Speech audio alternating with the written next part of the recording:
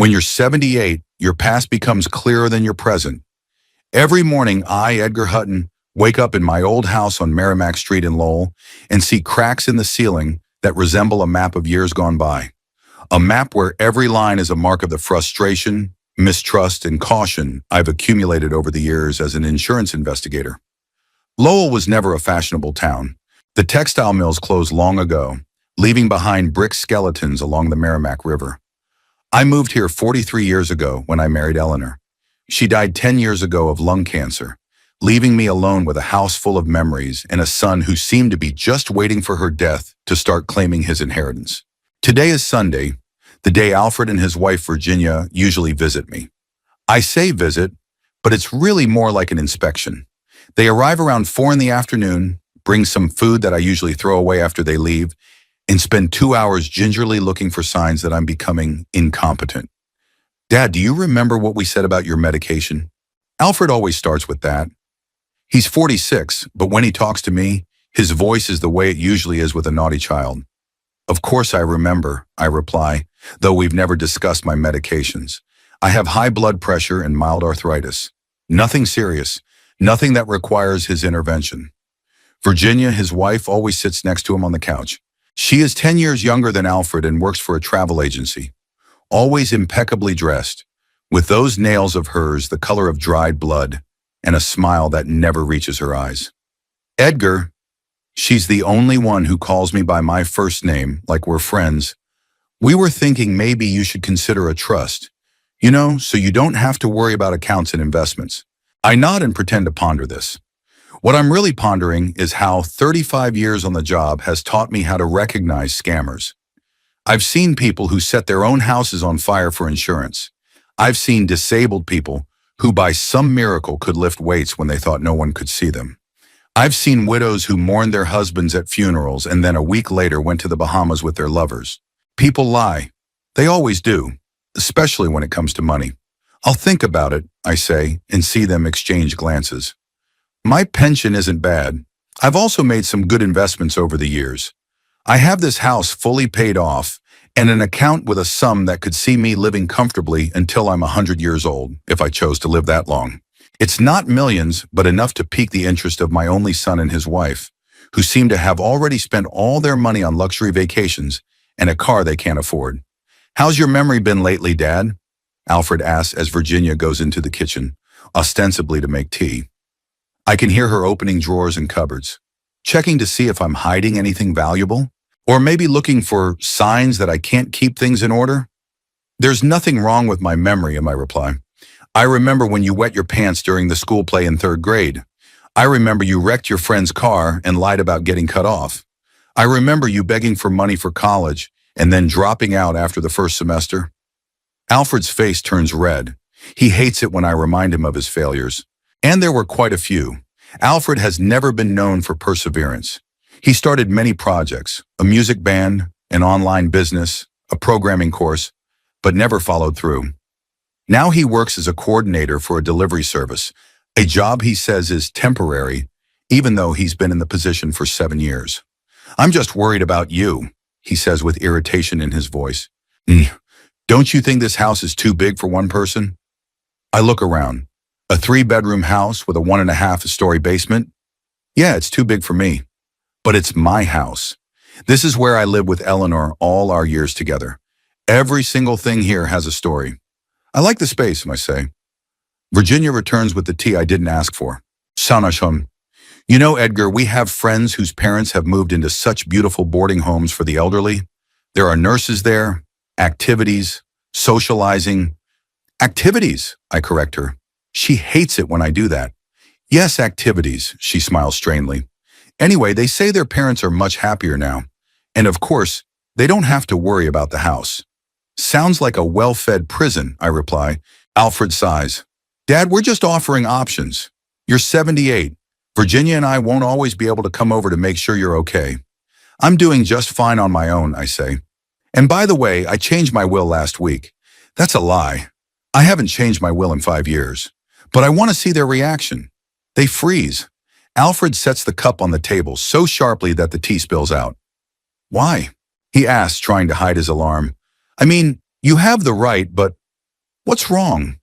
Nothing much, I shrug. Just thought I'd clean things up. And what did you change? Virginia tries to sound casual, but her voice is strained. It's personal, I answer. But don't worry, I haven't forgotten about my family. They exchange glances again. In their eyes, I see calculation, worry, greed.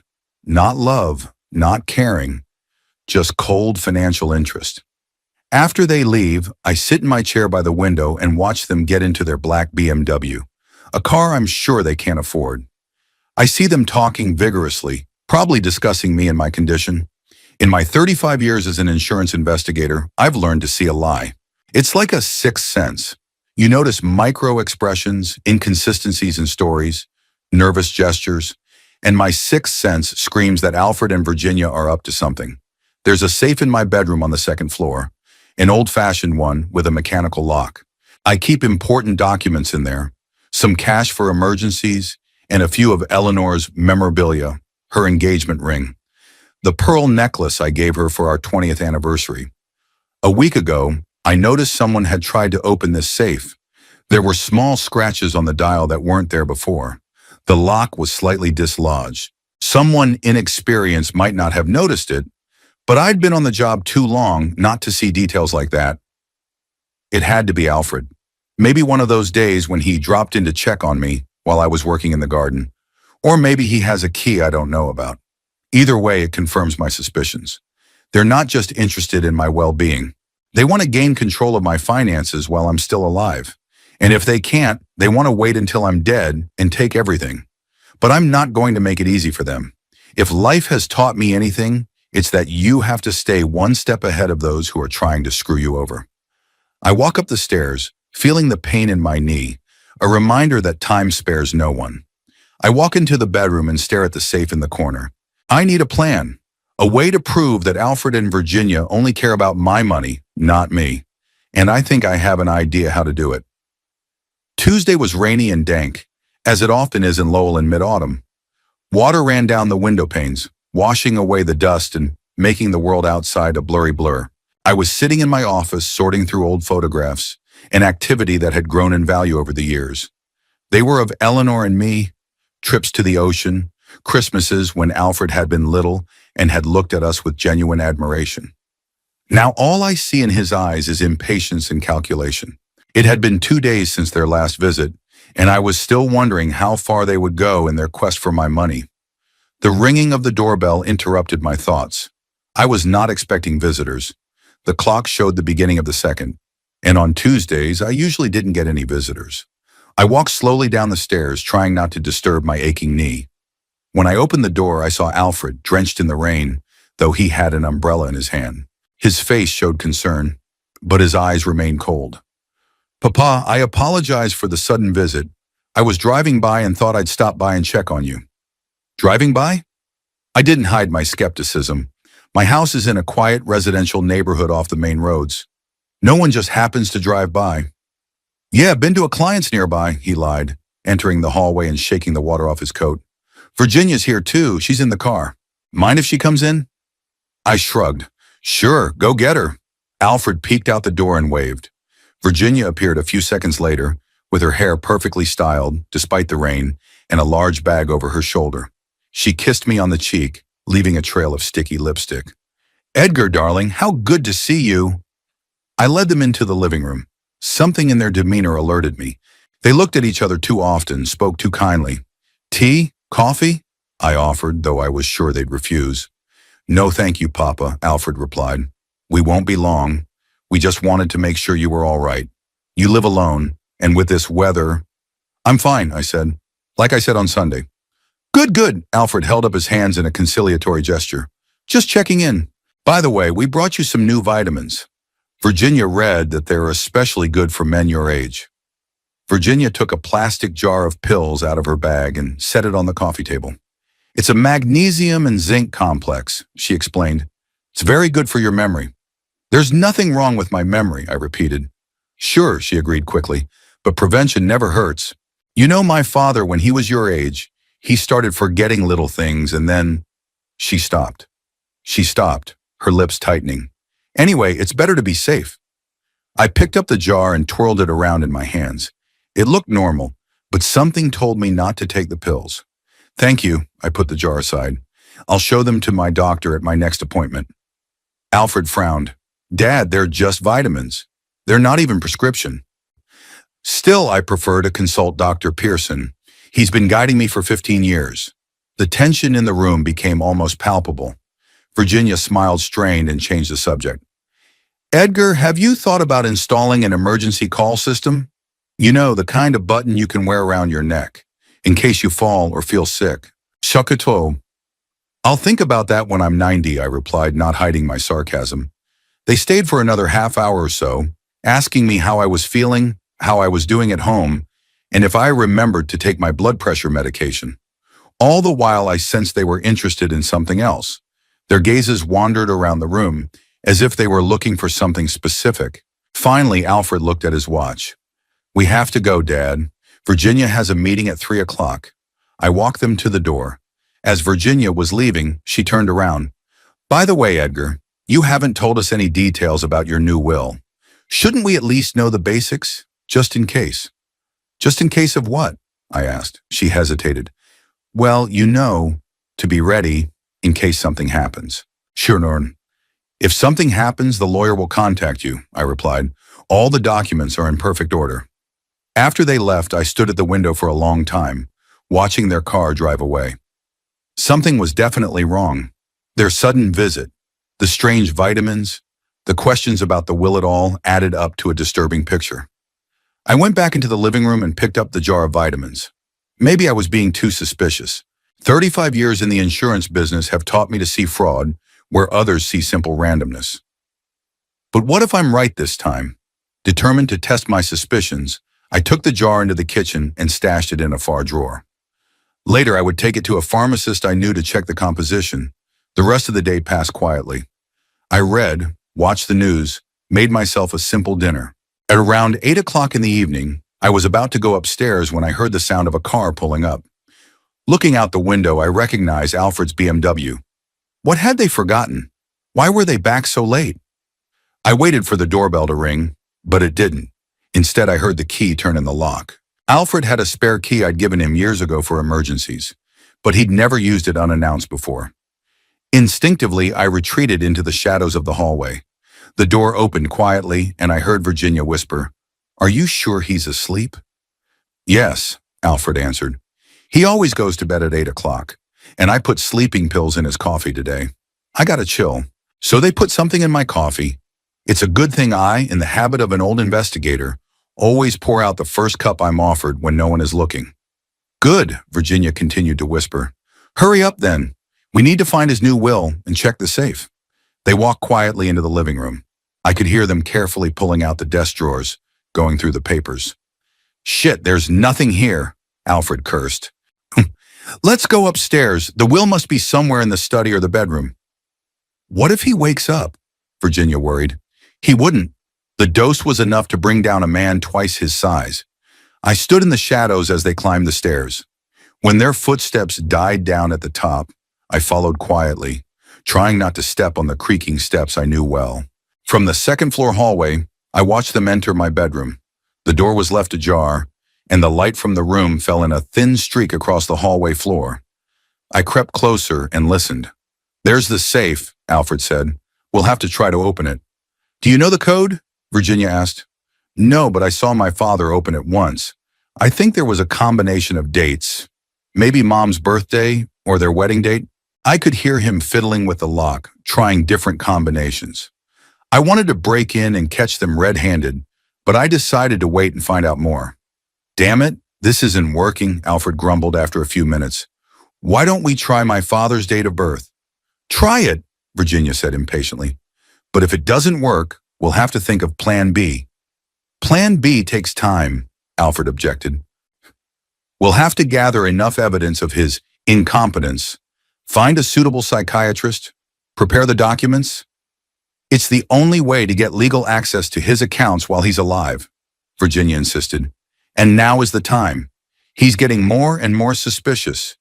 Did you see how he reacted to the vitamins?" "Yes, I did," Alfred agreed. "What if the sleeping pills didn't work?" Maybe he didn't drink coffee at all. It did work, Virginia said confidently. I saw him take a few sips. He should be sleeping like a dead man by now. I retreated into the shadows as Alfred went to the door and looked out into the hallway. Quiet, he said. I thought I heard something. They were silent for a few seconds, listening. I held my breath against the wall. You imagined it, Virginia said at last.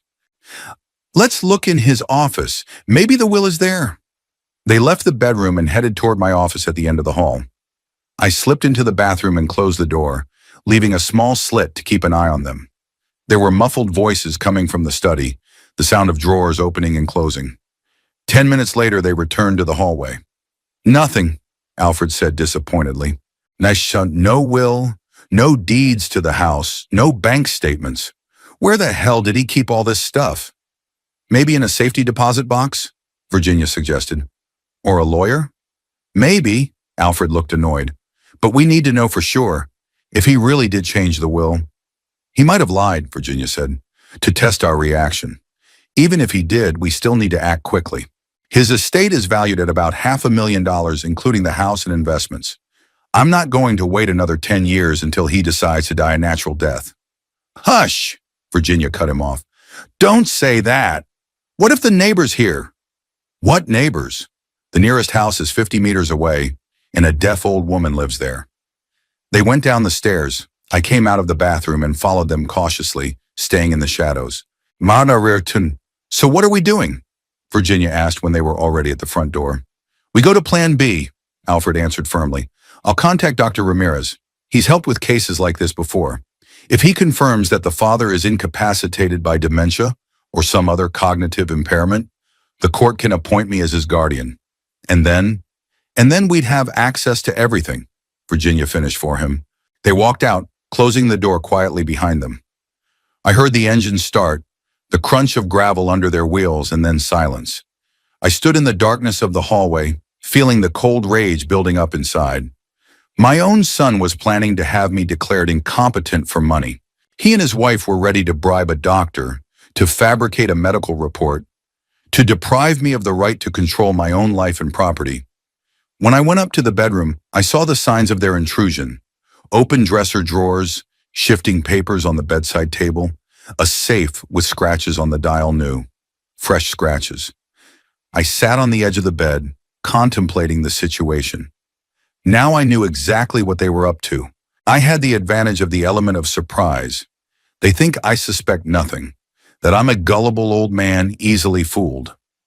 But they're wrong. I'm not just any old man. I'm an old insurance investigator who's been catching crooks for 35 years. And now it's time to teach my son and his greedy wife a lesson. I've decided to get ahead of them.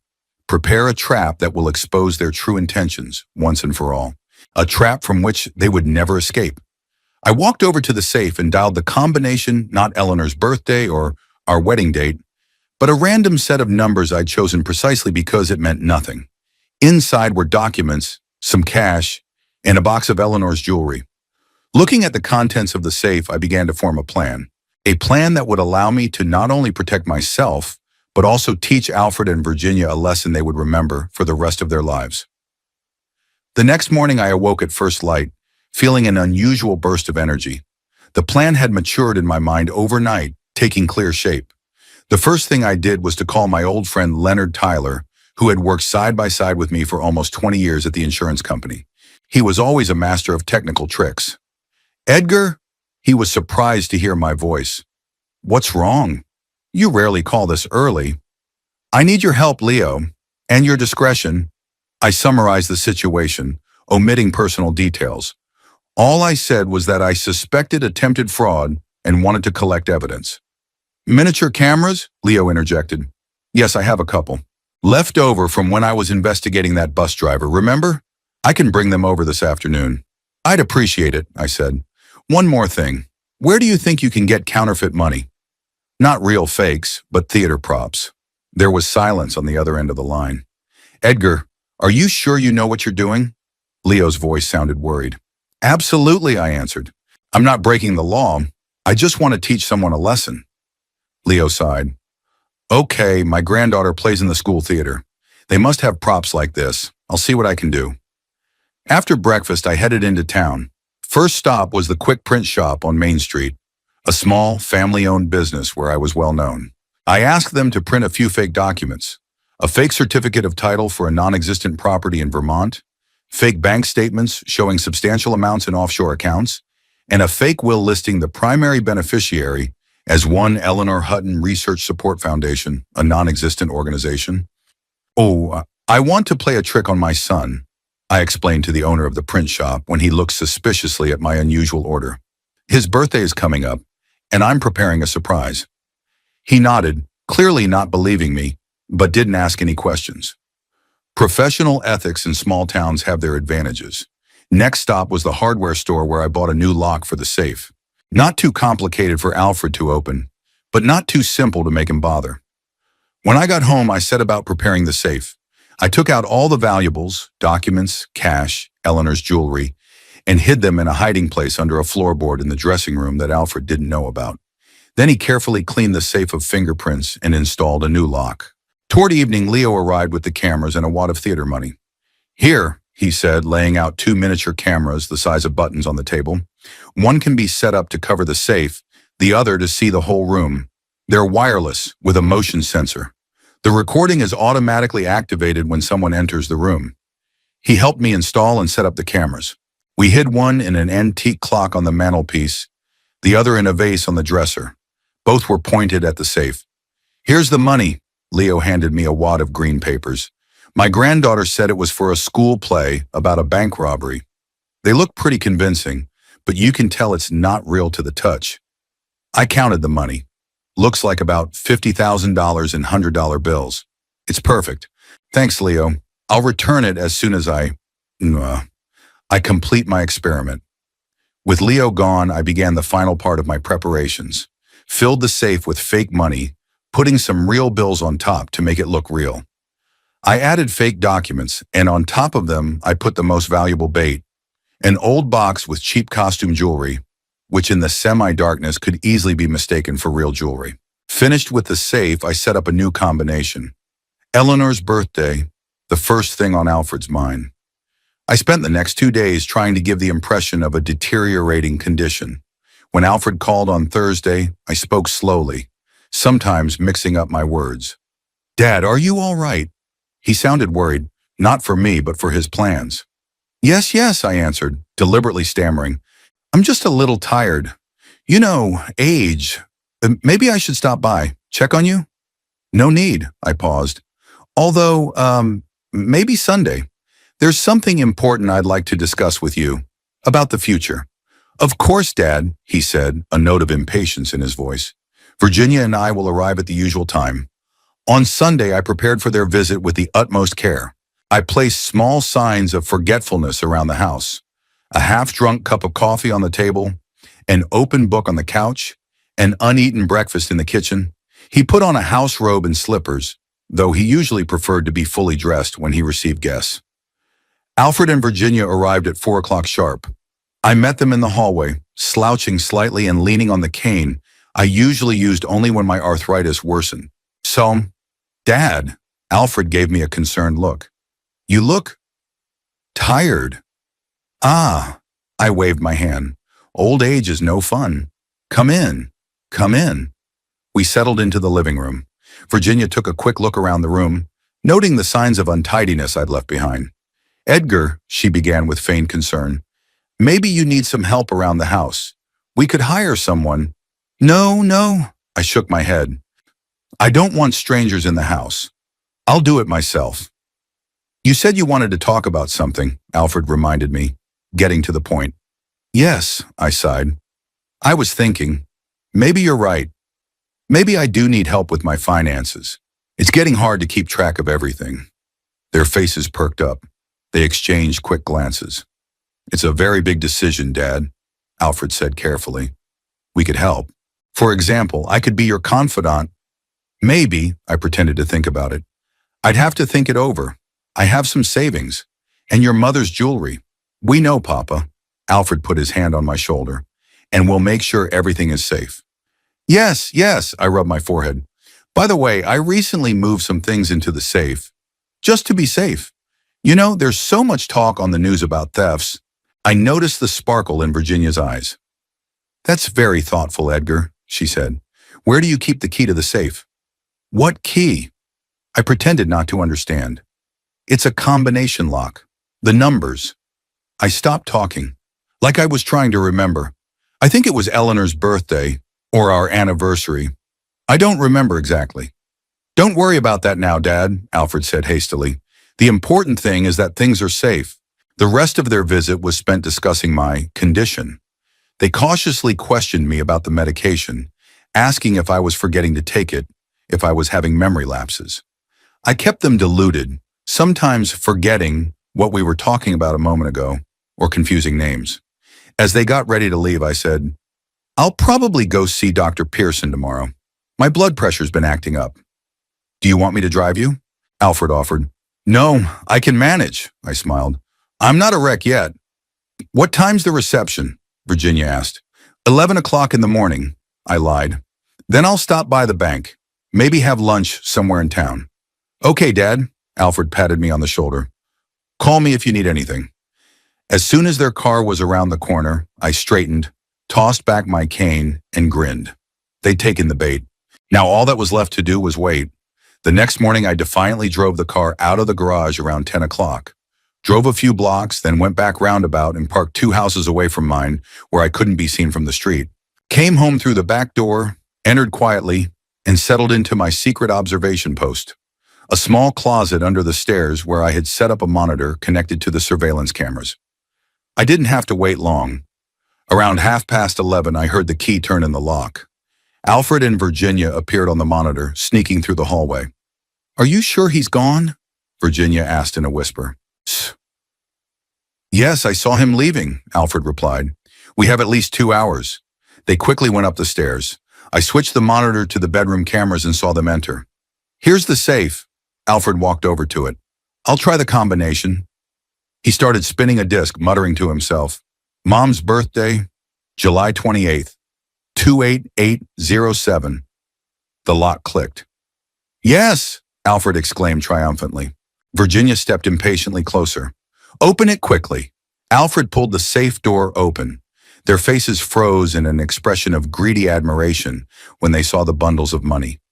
My God, Virginia whispered. How much is in here? Alfred quickly counted the bundles. About 50,000, I think, maybe more. What's this? Virginia pointed to the documents. Alfred took them and quickly looked through them. Real estate in Vermont. Bank accounts in the Cayman Islands. Shit, there's millions in here. I told you the old man was richer than he pretended to be, Virginia said triumphantly. And this, she pointed to a box. Alfred opened it. Mother's jewelry must be worth a fair sum. Take it all, Virginia said firmly. Hurry. All of it. Alfred hesitated. Shall we keep some of it? If he notices. So, he won't notice anything, Virginia said impatiently. You've seen the state he's in. If he does, he'll think he put it somewhere else and forgot it. Take everything. Alfred began to take out the contents of the safe and put them into the bag Virginia had brought. And the will? She asked. You said it should be here? Yes, here it is. Alfred pulled out the last document. Edgar Hutton's last will and testament. Let's see. He ran his eyes over the text and his face stretched. Shit, what is it? Virginia glanced over his shoulder. He's leaving everything to some Eleanor Hutton Research Support Fund. What? Virginia snatched the document. What foundation? I've never heard of such a thing. Neither have I, Alfred replied grimly. This must be the change he was talking about. Nasty old man, Virginia spat out. After all we've done for him, Alfred folded the will.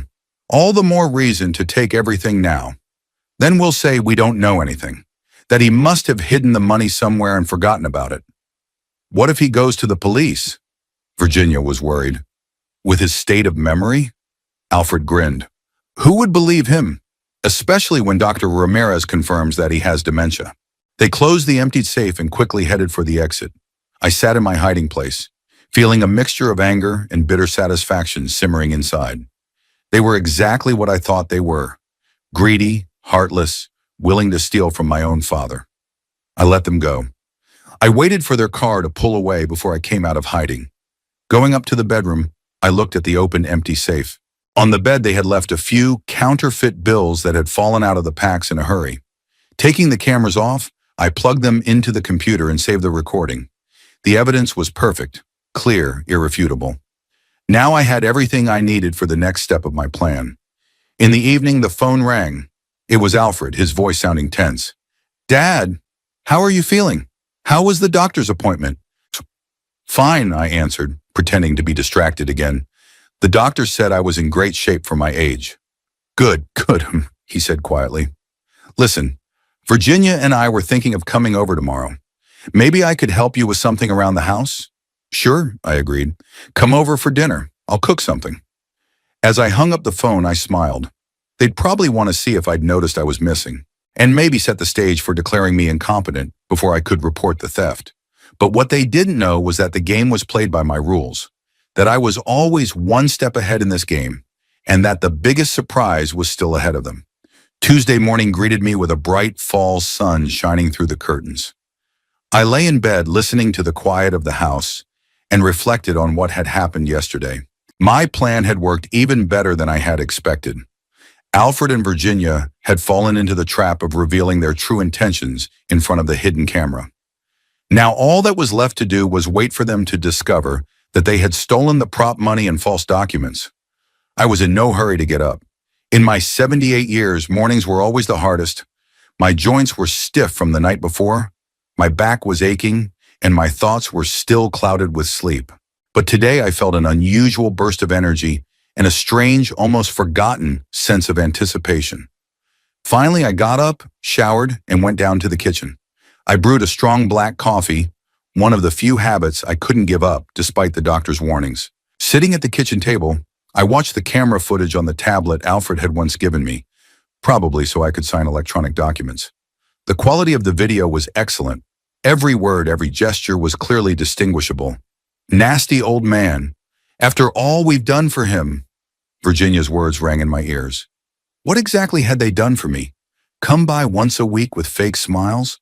Put sleeping pills in my coffee? Plan to declare me incompetent? A phone call interrupted my musings. Leo's name popped up on the screen. "How did your, experiment?" he asked after the greeting. "Even better than I expected," I answered. "They took everything, and the cameras worked perfectly." So what's next, I wondered. A plan for revenge was already forming in my head, but I wasn't in a hurry to share it, even with Leo. "We'll see," I said evasively. "By the way, can I keep the theater money for a while longer? I promise to return them safely." "Of course," Leo agreed after a short pause. "Just be careful, Edgar. Don't go too far." "I know what I'm doing," I assured him. Around noon, another call came in. This time it was Alfred. "Dad?" His voice sounded tense. "Are you home?" "Yes, of course," I answered, trying to make my voice sound weak and unsure. "Virginia and I were going to stop by today, remember? You said something about lunch." "Lunch?" I pretended not to remember. "Oh yeah, sure, come on over." "We'll be there in half an hour," Alfred said and hung up. I grinned. I decided not to make dinner. Let them worry about that too. Instead, I sat in the living room with a book ready for the show. Exactly 30 minutes later, I heard the sound of a car pulling up. Through the window, I saw Alfred and Virginia getting out of the car. Even from a distance, I could see that they were tense. Alfred's shoulders were unnaturally squared, and Virginia was constantly fixing her hair, which she always did when she was nervous. I opened the door before they could ring the bell. "Ah, there you are," I said, trying to look distracted. Come in, come in." They entered, exchanging quick, anxious glances. "How are you feeling, Papa?" Alfred asked, studying me closely. All right, I answered. "I just forgot to make dinner." "Old head." "It's nothing," Virginia said hurriedly. "We're not hungry." We went into the living room. I deliberately sat down so that I could see their faces and began to talk about the weather and other trivial matters. They answered machine-like, obviously thinking about something else. Virginia kept fiddling with the strap of her expensive purse, and Alfred couldn't sit still. He would get up and sit down again. "Was something the matter?" I asked innocently. "You look tense." They looked at each other. Alfred coughed. Dad, have you noticed anything unusual lately? Unusual? I furrowed my brow. What do you mean? You know, is there anything missing? Or if something strange has happened? I thought about it, pretending to try to remember. No, it's just business as usual. Although, sometimes I forget where I put things. Yesterday, for example, I spent an hour looking for my glasses, and they were on my head. I laughed good-naturedly. Alfred smiled nervously. Yes, it happens. Have you looked in your safe lately? The safe? I made a surprised face. No, why would I? All my important papers are in there. I don't get them out much. Virginia fidgeted in her seat, her face pale. Speaking of papers, I continued, I've been thinking about what you were saying, about trust management. It might not be a bad idea, at my age. Really? Alfred stepped forward, a look of ill-concealed hope on his face. It's a very wise decision, Dad. Yes, I nodded. I'll just have to get the papers out of the safe. All my financial records are in there. Alfred paled sharply. Mum, maybe not now. I mean, there's no rush. We can do it some other time. Why not now? I got up. Since you're here, let's go upstairs and I'll show you what I've got. Virginia jumped up from her seat. Edgar, we don't want to bother you. This can wait. Yes, Alfred? Yes, he agreed quickly. Don't make a fuss, Papa. It's no big deal, I said, heading for the stairs. Come on. They had no choice but to follow me. I saw them exchange panicked glances when they thought I wasn't looking. We went up to the bedroom and I walked over to the safe. Now, I mumbled, pretending to try to remember the combination. I started spinning the disc. Dad, maybe some other time. Alfred put his hand on my shoulder, trying to stop me. You look tired. No, I'm fine, I waved him away. Oh, I remember. I dialed the combination and the lock clicked. I swung the safe door open and froze in feigned horror. What? What is it? Where is everything? Where's my money? My documents? The safe was completely empty. I turned to Alfred and Virginia with an expression of utter amazement and fear on my face. Someone had robbed me. Alfred gulped. Are you sure there was something here, Dad? Maybe you moved the stuff somewhere else and forgot? No. I grabbed his arm. There was money in here. Lots of money and papers and your mother's jewelry. Virginia stepped closer. Edgar, calm down. Maybe you just forgot. I didn't forget anything. I raised my voice. I've been robbed. We have to call the police. Alfred and Virginia's faces contorted in horror. The police? Alfred interjected. But Papa, maybe we shouldn't be in such a hurry. Let's look first. Maybe you really did move things. No. I grabbed the phone from the bedside table. I know everything was here, and started dialing a number. Stop! Alfred grabbed the phone from me. Dad, listen.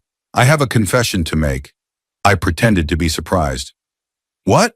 Alfred took a deep breath, glanced at Virginia, who shook her head despairingly and said, I'm the one who took the money and the documents.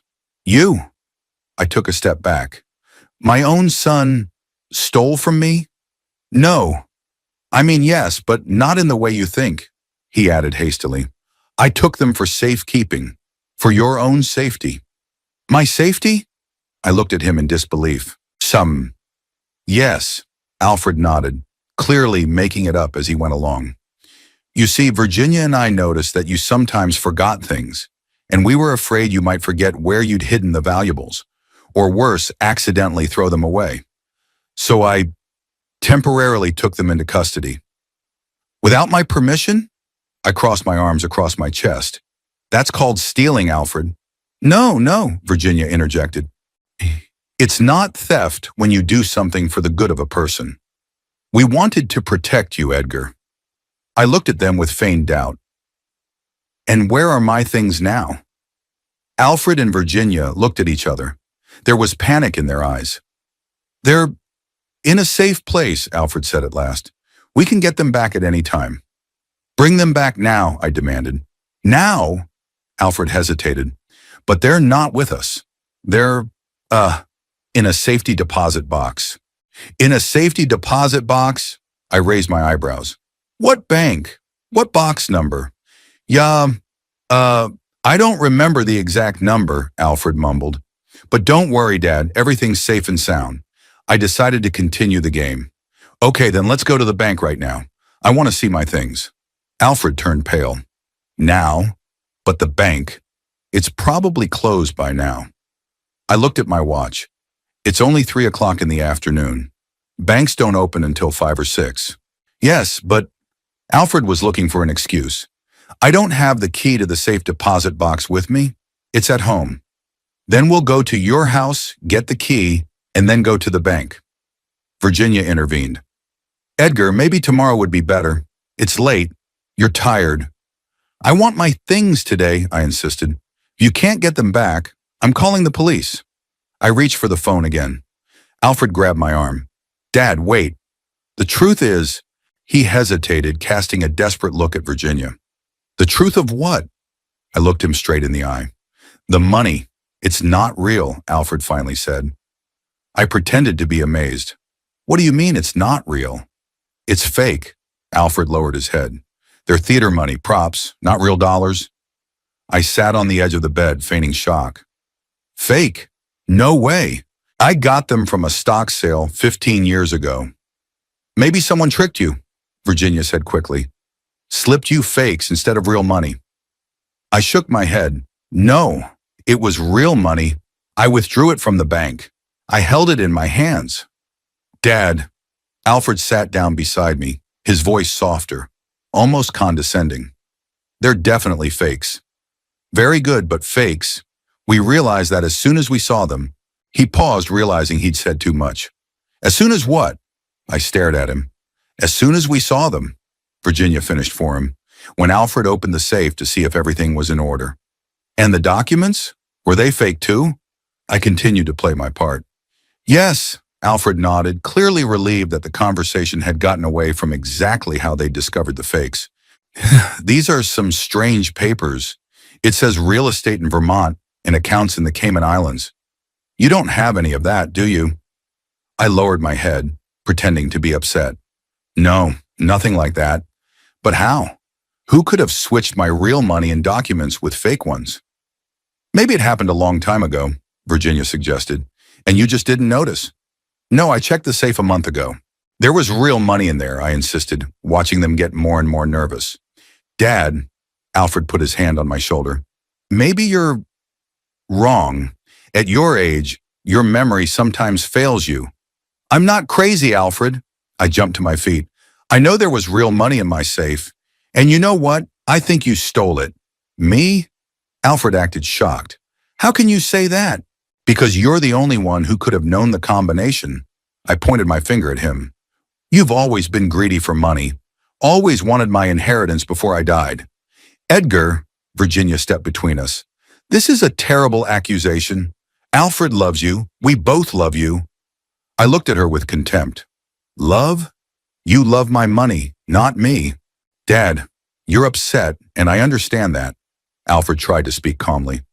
But to accuse us of stealing, it's too much. Maybe you should get some rest and we can talk about this later, when you've calmed down. I decided to soften a little. I didn't want to scare them off before the time was up. Maybe you're right. Yeah, I'm really upset. It's just that I was sure the money was real. We'll take care of it, Dad, Alfred assured me. We're sorry. Maybe you just forgot that you replaced the real money with this one for safety and forgot about it? I pretended to think about it. I don't remember that, but maybe you're right.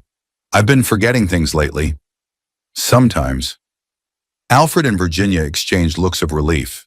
They thought they had convinced me of my senile dementia, that I was beginning to doubt my own memory. You know what? Alfred said. Why don't you lie down for a while? You look tired. Virginia and I will cook something to eat. Yes, that's a good idea, said Virginia. Get some rest, Edgar. I nodded, continuing to play my part. I guess you're right. I'm feeling a little confused. They helped me lie down, and Virginia even covered me with a blanket like a baby. When they left the room, I could hear them whispering in the hallway. What are we going to do?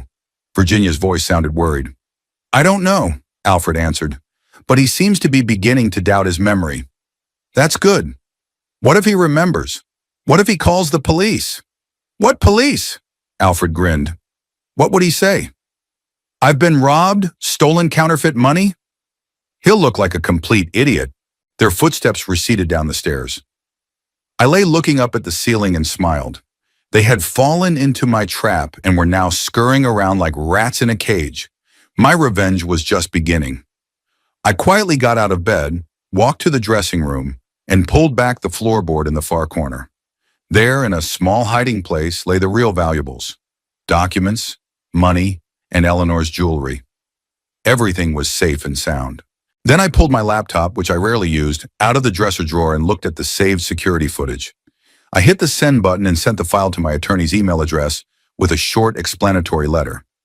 I also emailed a copy to myself, just in case Alfred tried to delete the recording from my computer. Closing the laptop, I stashed it back in the dresser. Now the evidence of their crime was in good hands.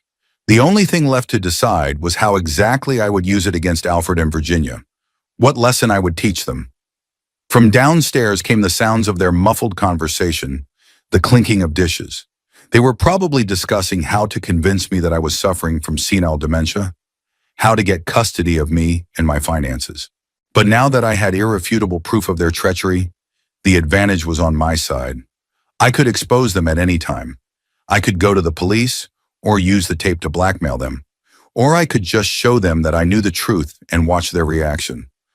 I decided that tomorrow when they came again, and they would surely come to continue their plan, I would put on a final performance, a performance they would remember for the rest of their lives. I greeted Wednesday morning with a sense of quiet determination. Today was to be the decisive confrontation for which I had been preparing since the moment I first suspected Alfred and Virginia's true intentions. After last night's performance, they had to return, I was sure of it. They needed to make sure I didn't go to the police and continue with their plan to declare me incapacitated. I had a leisurely breakfast, looked through the morning paper, which I still subscribed to out of old habit, and waited. Around 10 o'clock, the doorbell rang. Through the window, I saw Alfred's BMW parked at the curb. Opening the door, I found both Alfred and Virginia. They looked tense, but tried to hide it behind fake smiles. Dad, Alfred stepped forward. How are you feeling today? Better, I answered, letting them into the house. Much better. My head has cleared up. They exchanged quick glances. That's good, Virginia said with a strained smile.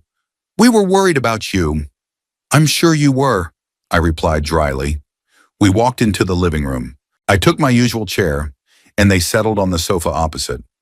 Papa, Alfred began after an awkward pause, Virginia and I have been thinking a great deal about yesterday's incident. Incident? I raised my eyebrows. You mean the moment when I found my safe empty? Yes, Alfred fidgeted in his seat. Look, we understand that you're upset, but we want to help you. Help? I folded my hands in my lap. Help me how? You see, Virginia intervened, we've noticed that lately you've been having, moments of forgetfulness. It's natural at your age.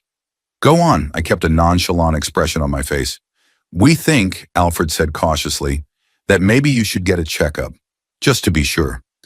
I have a doctor I know, Dr. Ramirez, who's a specialist in age-related changes. Age-related changes, I repeated. You mean senile dementia? Not necessarily, Alfred said quickly. Just a test. And if he diagnoses me with dementia? I looked directly at my son. What then? Alfred was clearly confused. Then we'll know how best to help you. You may need some support in managing your finances and other matters. I understand, I nodded. Carmina, surely you are ready to take on this heavy burden? It is my duty as a son, Alfred said solemnly.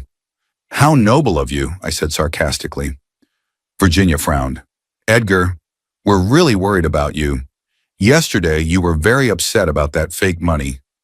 Oh yeah, the counterfeit money. I stood up suddenly, making them wince. You know, I've been thinking about this all night and came to an interesting conclusion. They tensed up, ready for anything. And what would that be? Alfred asked cautiously. I paced the room, stopping at the window. You see, if the money is really counterfeit, as you claim, it means that someone replaced the real money with counterfeit money, and that someone must have known the combination of the safe. I turned to them. Who do you think could have done it? Maybe one of the workers who came to fix the roof last month? Virginia suggested uncertainly. Or a plumber. How would they know the combination? I tilted my head to the side. Maybe you wrote it down somewhere? Or did they see you open the safe? Alfred was clearly nervous. Interesting theory. I walked back to the chair, but didn't sit down. And there's only one problem. What's that? They asked almost simultaneously. I looked at them with a long, hard stare. The money couldn't be counterfeit because I withdrew it from the bank myself 15 years ago. I held them in my hands, counted them, put them in the safe. They were real, genuine United States dollars. Papa, Alfred began, and I know exactly who stole them. I interrupted him. It was you. There was dead silence. Alfred froze with his mouth open, and Virginia turned pale. Papa, this is absurd, Alfred finally squeezed out. How can you accuse us? I have proof. I pulled a small flash drive out of my pocket. It's from the surveillance camera I installed in the bedroom. It clearly shows the two of you breaking into my safe and taking the contents. They froze like two statues. Alfred's face showed shock and then rage. You've been following us? His voice trembled. This is an invasion of privacy. My privacy, I corrected him. In my house. And what's more of an invasion of privacy than stealing? It's not stealing, Virginia exclaimed. We were doing it for your own good. For my own good, I grinned. For my sake, you put sleeping pills in my coffee?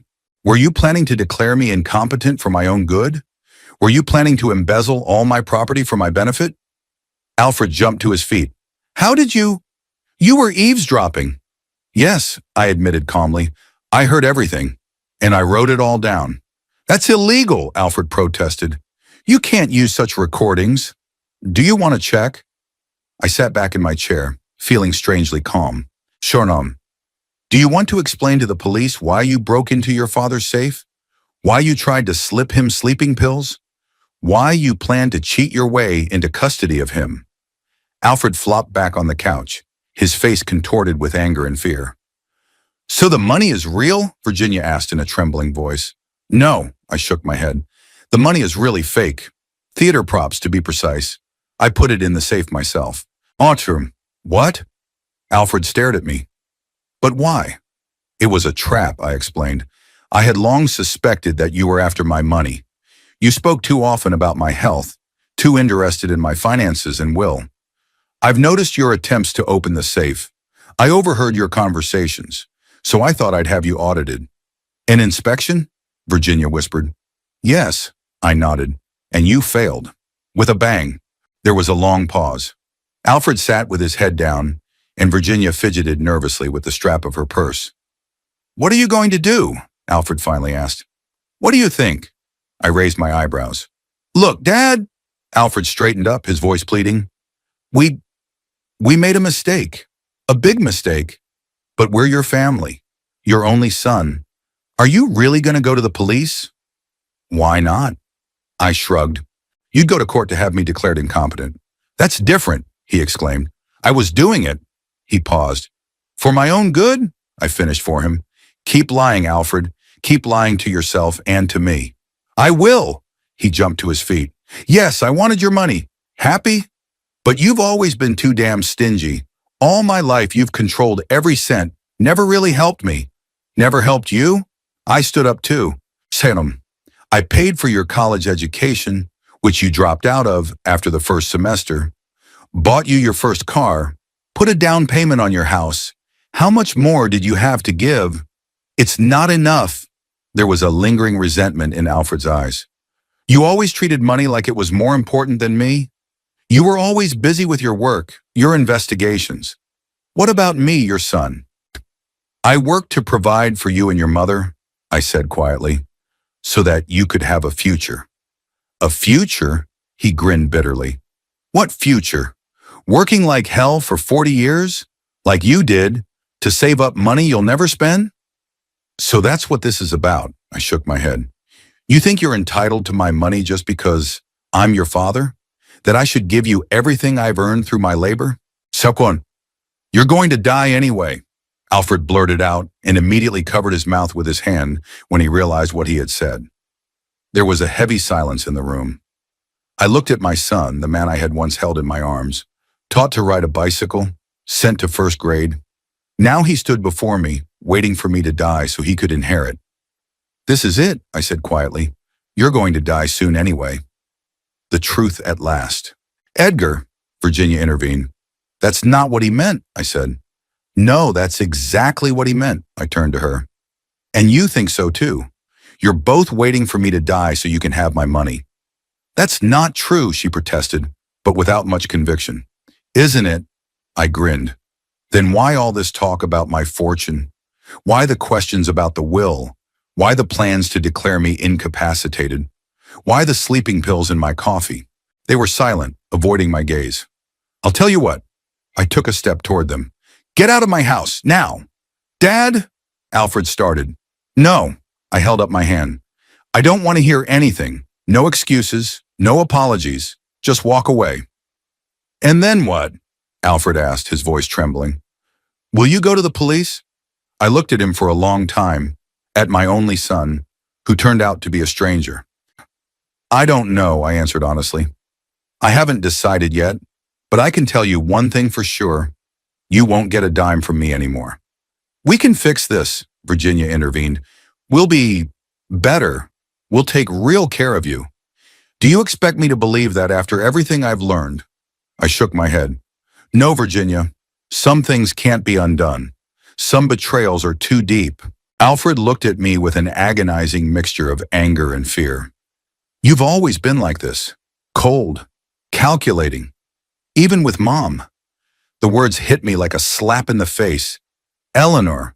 Was that what she thought of me too?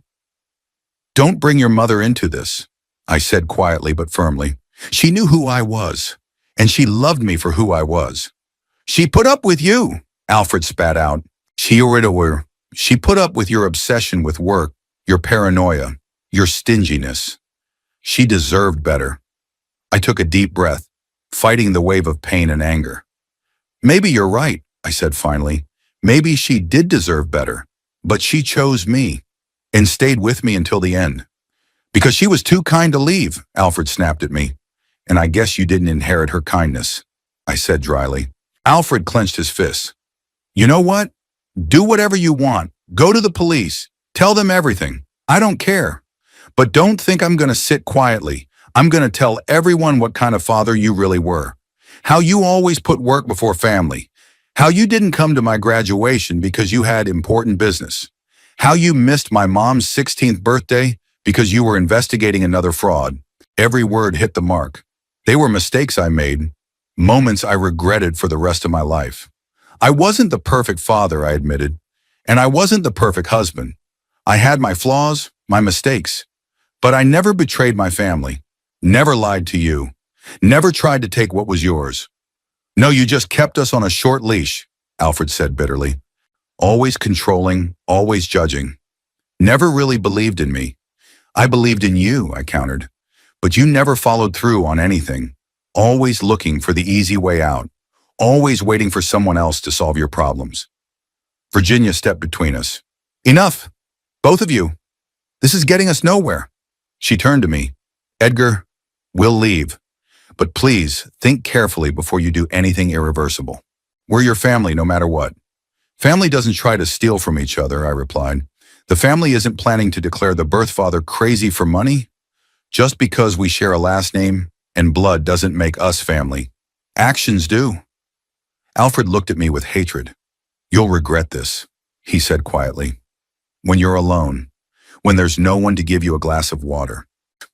"Better alone than with people waiting for you to die," I said. They headed for the exit. Alfred stopped at the door and turned around. "You know what the funny thing is? If you would have just helped us when we asked, if you'd just given us some money when we were in trouble, none of this would have happened." "Maybe," I agreed. "Or maybe you would have just come for more." "Greed knows no bounds, Alfred." "Oh, are you talking to me about greed?" He shook his head. "A man who has saved up $500,000 and lives like a pauper? I live as I am comfortable," I answered, "and it's my money earned by my labor. I don't have to give it to you just because you're my son." "Goodbye, Dad," Alfred said bitterly. I hope you enjoy living with your money. They will be the only company in your last days." With these words, he went out, slamming the door. Virginia followed him without a word. I stood in the hallway listening to the engine of their car start, the rustle of the tires on the gravel, and then there was silence. Complete, utter silence. Slowly, I walked back into the living room and sat down in my chair. The house that had seemed cozy before now felt empty and cold. I pulled a thumb drive out of my pocket, a copy of the one I had sent to the lawyer. It had all the evidence of their betrayal on it, everything it would take to ruin their lives. But was it worth it? I wasn't sure. Revenge wouldn't bring my son back to me, wouldn't fill the void that had formed after Eleanor left and was now even bigger. I thought about Alfred's words about me not being a good father and husband. Perhaps there was some truth in them. I was always immersed in my work, always suspicious, always keeping my distance. Maybe I did miss something important by focusing on providing for my family financially and forgetting that they needed something else. But that didn't excuse their actions. Nothing could justify a betrayal of this magnitude. I clutched the flash drive in my hand, feeling contradictory emotions fighting in me, rage and pain, the desire to punish and protect at the same time. Because no matter what, Alfred was still my son, the only child I'd ever had. What do I do? What to do next?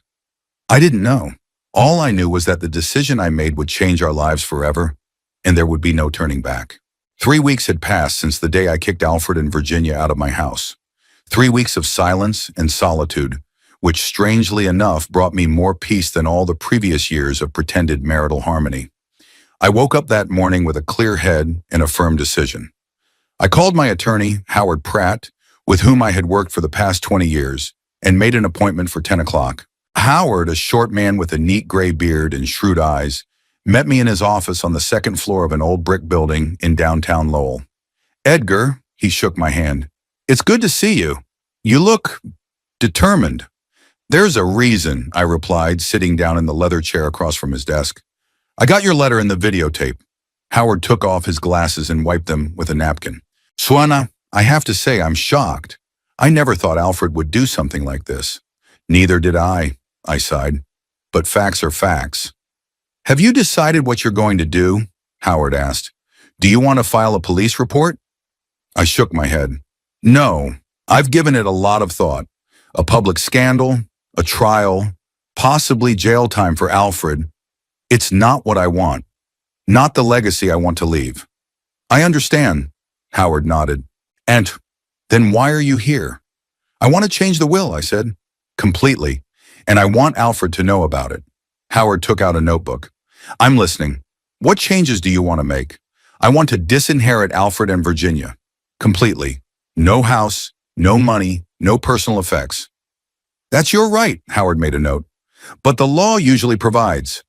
"I know what the law says," I interrupted him, "and I'm willing to go around it. We'll leave Alfred a token amount of $1 so that he can't contest the will on the grounds that I've forgotten about it." "All right," Howard nodded. "And the rest?" I took a deep breath. "I want to start a scholarship fund at Lowell College, the Eleanor Hutton Scholarship for students from low-income families who are studying elder care or geriatrics." Howard raised his eyebrows. "Unexpected, but noble. Eleanor always wanted to be a nurse," I explained, "but her family didn't have the money for training. She would have approved. And the house? Sell it. The money would also go to the foundation. Personal effects? Eleanor's jewelry, I wondered. Eleanor's jewelry were the most valuable things to me, not because of their monetary value, but because of the memories they held. I would give most of it to the city's museum. A few special items I would like to give to Laura Kingsley, my cousin's daughter. She's the only relative who visited Eleanor when she was sick." "Good," Howard continued, taking notes. "Anything else?" "Yes," I leaned forward. "I want the will to clearly state why I disinherited Alfred. I want it to say that he tried to steal my money, planned to declare me incapacitated against my will, and generally acted like—" I hesitated picking up the words. I hesitated for words. "Like an ungrateful son?" Howard suggested. "Yes," I nodded. "That's right. Edgar," Howard put down his pen, "I should warn you that such language could give Alfred grounds to contest the will. He might claim that you were acting out of revenge or emotion. I have proof, I reminded him. The tape. Yeah, but still, maybe we should just change the heirs. Without explanation, I wondered. Howard was right legally. It was better not to give Alfred anything to challenge. All right, I finally agreed. No explanation in the will itself. But I want you to tell him personally about my decision and why I made it. Howard nodded. I can do that. When? As soon as the will is ready and signed. I'll have the documents ready by tomorrow, Howard said. Are you sure you want to do this, Edgar? This is the final break with his son. I looked out the window at the fall street. Leaves swirled in the air, golden and scarlet, like the last burst of life before the winter slumber.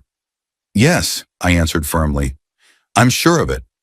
The breakup had already happened when he decided to steal from me instead of just asking. Howard walked me to the door. Same time tomorrow? I'll be waiting. I shook his hand and walked outside. That evening, on my way back from the grocery store, I noticed a familiar BMW parked in front of the neighbor's house. Alfred was sitting behind the wheel, watching my house. When he saw me, he quickly averted his gaze and started the engine. I stopped and looked directly at him. Our eyes met through the windshield. There was a mixture of anger, fear, and what I thought was regret in his gaze. But maybe it was just a play of light.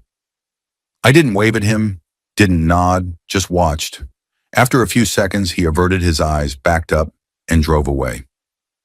The next day, I met with Howard again, signed the new will, and gave him all the necessary instructions. When the formalities were completed, I felt strangely relieved, as if I had shed a heavy burden I had been carrying for years. I'll contact Alfred today, Howard said, tucking the documents into a folder. Do you want me to let you know his reaction? No, I shook my head. Doesn't matter anymore. I left Howard's office with a sense of accomplishment. It was done. I'd made a decision I wasn't going to back down from. The next 2 weeks passed in a quiet routine. I read, worked in the garden despite the cold weather, sorted through old photographs and documents. I ignored calls from Alfred, and after the 5th attempt, I blocked his number. On the 18th day after the change of will, I remembered exactly because it was Eleanor's birthday. There was a knock at the door. Opening it, I saw Virginia. She looked pale and gaunt, her elegant hairstyle replaced by a sloppy ponytail, and her expensive coat buttoned crookedly. Edgar, she smiled nervously. May I come in? I hesitated, but then stepped back, letting her in. We walked into the living room. Virginia sat on the edge of the sofa, clutching a small purse. Alfred doesn't know I'm here, she began. He wouldn't approve. Why did you come? I asked bluntly. She took a deep breath. To ask you to reconsider your decision. About the will. I grinned. Howard told you everything, just like I asked. Yes, she nodded. Edgar, I realize what we did was terrible, unforgivable. But to deprive Alfred of everything, it's too cruel. Cruel? I raised my eyebrows. Cruel is planning to declare your own father insane for money. I know, she lowered her head. We were a mess. We had financial problems, debts. What debts? I interrupted. Virginia bit her lip. Loans, mortgages. We're living beyond our means, to be honest. The BMW is leased. The house is too expensive for us. I lost my job at the travel agency 6 months ago, and I couldn't find a new one. And instead of just asking for help, you decided to steal from me? Alfred is too proud, she said quietly. He didn't want to ask. He wanted to prove he could do it on his own. And then it just got worse. That's no excuse, I said firmly. Of course not, Virginia agreed quickly. I'm just trying to explain, not justify. We made a terrible mistake. But Alfred is your son, your blood, your family. Family doesn't do that, I repeated my earlier words. People make mistakes, her voice was pleading. Everyone makes mistakes. Some mistakes can't be undone. Virginia gave me a long look. You know what happened after Howard told us about your decision? Alfred got drunk, for the first time since I've known him. He cried Edgar, said he'd ruined everything, that you'd never forgive him. I felt a stab of pain, but I didn't let it show on my face. He should have thought of that sooner. He's broken, Virginia continued, not because of the money, because of you. because of losing his father. He lost me the moment he decided that my money was more important than me, I replied. Virginia opened her purse and took out an envelope. He wrote you a letter. He asked me to give it to him. I took the envelope but did not open it. Please read it, she said. Not now if you don't want to, but read it. I put the envelope on the table. Is that all? Virginia nodded, rising. Yes. Thank you for listening. At the door, she turned around. You know, I really wanted to be a good daughter-in-law to you, at first, but then it just kind of, messed up. The choice is always ours, I said. You can stop and say no at any time. Oh, yes, she smiled weakly. You're right. Goodbye, Edgar. After she left, I sat staring at the envelope for a long time. Part of me wanted to throw it away without reading it, but the other part of me, the part that still remembered little Alfred running to me with open arms, insisted on finding out what he'd written. Eventually, I put the envelope aside in my desk drawer. Maybe someday I'd be ready to read it, but not now.